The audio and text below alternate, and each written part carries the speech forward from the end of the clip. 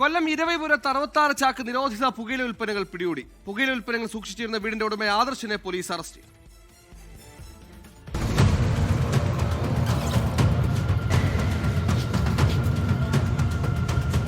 കഴിഞ്ഞ ദിവസം അർദ്ധരാത്രിയോടെയാണ് ഇരവിപുരം വഞ്ചിക്കോവിലിലെ വീട്ടിലും 2 കാറുകളിലുമായി സൂക്ഷിച്ചിരുന്ന 66 ചാക്ക് നിരോധിത പുകയില ഉൽപ്പന്നങ്ങൾ പിടികൂടുന്നത്. സിറ്റി ഡാൻസ് ഓഫ് സംഘവും ഇരവിപുരം പോലീസും ചേർന്നാണ് പരിശോധന നടത്തിയത്.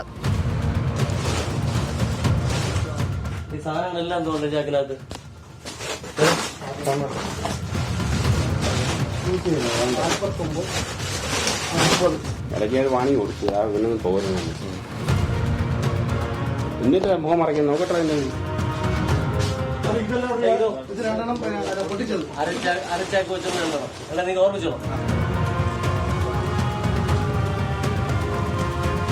വീട്ടുടമയായ 25-കാരൻ ആദർശിനെ പോലീസ് അറസ്റ്റ് ചെയ്തു. വഞ്ചിക്കോവിൽ സ്വദേശിയായ ദീപുവാണ് പുകയില ഉൽപ്പന്നങ്ങൾ എത്തിച്ചതെന്ന് പോലീസ് പറഞ്ഞു. ആദർശിന്റെ വീട്ടിൽ പുകയില ഉൽപ്പന്നങ്ങൾ സൂക്ഷിച്ച് ഏറെ നാളായി വിൽപ്പന നടന്നുവരികയായിരുന്നു.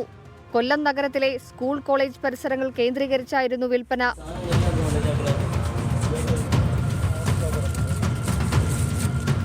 ലഹരിയുടെ മൊത്ത വിൽപ്പനക്കാരൻ ദീപു ഒളിവിലാണെന്നും തിരച്ചിൽ തുടരുകയാണെന്നും പോലീസ് അറിയിച്ചു.